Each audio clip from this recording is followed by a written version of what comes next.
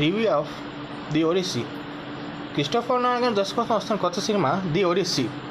రీసెంట్గా ఈ సినిమాకి ట్రయల్ రిలీజ్ అయ్యాక చాలా నెగిటివ్ ఇంపాక్ట్, చాలా నెగిటివ్ టాకే వచ్చింది. ఆ నెగిటివ్ టాక్లోనే జనాలు క్రిస్టోఫర్ నోలన్ గారిని సినిమా చూడాలని వెళ్ళారు.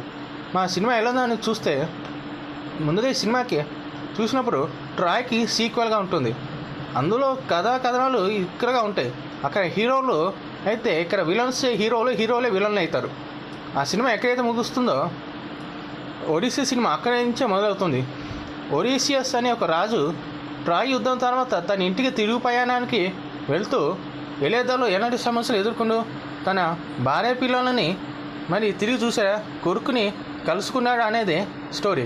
అసలు తను ఇంటికి వెళ్ళటానికి తిరుగు ప్రయాణంలో 10 సంవత్సరాలు ఎందుకు పట్టింది, ఆ 10 సంవత్సరంలో తను ఏం చేశాడు, ఎలాంటి సమస్యలు ఎదుర్కొన్నాడు, తనకు వచ్చిన అవరోధాలు ఏమిటి అనేది ఈ సినిమా కథ. మరి రాజ్యంలో ఏం జరిగింది, అక్కడ ఎలాంటి గొడవలు జరుగుతున్నాయి, తన కుటుంబం ఎలా ఉండేది తెలుసుకోవాలని చూస్తాడు.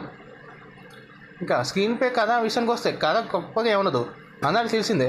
స్క్రీన్ పే మాత్రం అద్భుతంగా ఉంటుంది. నోలన్ గారి సినిమాలు బాక్స్ ఆఫీస్ గారు డిసప్పాయింట్ చేసిన నెంబర్స్ పరంగా స్క్రీన్ పే కథా పరంగా డిసప్పాయింట్ చేయదు. ఈ సినిమా కూడా అంతే. ఈ సినిమా కూడా నాన్ లీనియర్గా చూపిస్తూ క్రిస్టోఫర్ నోలన్ గారు తన స్క్రీన్ పే పవర్ని, మ్యాజిక్ని చూపించారు. ఎప్పటిలాగానే నాన్ లీనియర్గా కథ చెప్తూ సినిమాని ఎగ్జైటింగ్గా చూపించారు.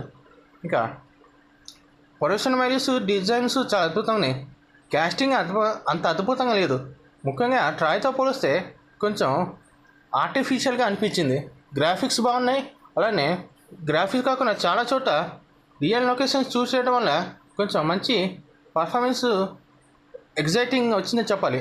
ఇంకా మ్యాట్ డేమన్ మిగతా తదితరులు హ్యాన్ హ్యాథ్వే, టామ్ హాలండ్ తమ క్యారెక్టర్ బాగా న్యాయం చేశాను చెప్పాలి. 1-2 క్యారెక్టర్లు అంతగా మెప్పించలేపలే. ఓవరాల్ చూస్తే క్రిస్టోఫర్ నోలన్ గారి సినిమా బాగుందని చెప్పచ్చు. గో అండ్ ఎంజాయ్ అని నేను అంటాను.